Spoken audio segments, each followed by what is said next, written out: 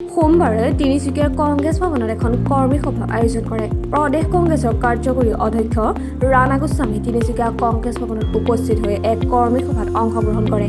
তিনিচুকীয়া জিলা কংগ্ৰেছৰ অধ্যক্ষ জীৱন কৰ্মীৰ অধ্যক্ষতাত আয়োজিত এই সভাখনত অধ্যক্ষ ৰাণা গোস্বামীয়ে জিলাৰ কংগ্ৰেছৰ সাংগঠনিক দিশৰ বুজ লয় আৰু কংগ্ৰেছ কৰ্মীৰ সকলোৰে লগত এক শক্তিশালী ৰূপত জিলা কংগ্ৰেছ কমিটিৰ সাংগঠনিক স্থিতিৰ ওপৰত চৰ্চা কৰে। আমাৰ বিশেষকৈ তিনিচুকীয়া জিলা বা স্বাভাৱিকতে অন্য যিবিলাক সমষ্টিত আমাৰ প্ৰাৰ্থী পৰাজয় হৈছিলে, সেই সমষ্টিবিলাকত আমাৰ কৰ্মীবিলাকৰ মনোবল কিছু হতাশ হৈ আছিলে, মন ভাঙি পৰিছিলে। সত্য এইটো স্বাভাৱিক কথা, প্ৰতিটো সমষ্টিতে পৰাজয় হ'লে তেনেকুৱা হয়।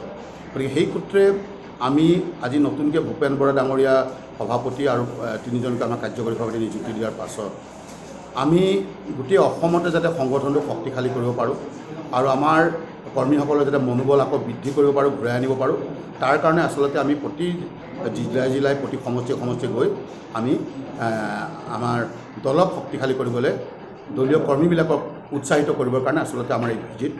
লগতে চাহ জনগোষ্ঠীক বিজেপি চৰকাৰে যি প্ৰতাৰণা কৰিছে তাৰ বিৰুদ্ধেও তীব্ৰ সমালোচনা কৰে। নিৰ্বাচনৰ প্ৰাক মুহূৰ্তত এই বিজেপি দলটোৱে, বিজেপি চৰকাৰখনে আজি চাহ জনজাতিসকলক, চাহ শ্ৰমিকসকলক এটা বেলেগ আশ্বাস দিলে, হাজিৰা বঢ়োৱাৰ আশ্বাস দিলে। আজি তাৰিখত বিভিন্ন জাতি জনগোষ্ঠীবিলাকৰ বিভিন্ন জনগোষ্ঠীৰ লোকসকলক ক'লে যে 6 জনগোষ্ঠীক জনজাতিকৰণ কৰি দিব। মাইক্ৰ' ফাইনেন্সৰ লোৱা আমাৰ সাধাৰণ মহিলাবিলাকক ক'লে যে মাইক্ৰ' ফাইনেন্সৰ লোনটো আমি মাফ কৰি দিম। এনেকৈ যাক যেনেকৈ প্ৰতিশ্ৰুতি দিব লাগে তেনেকৈ প্ৰত্যেককে ঘূৰা প্ৰতিশ্ৰুতি দিলে।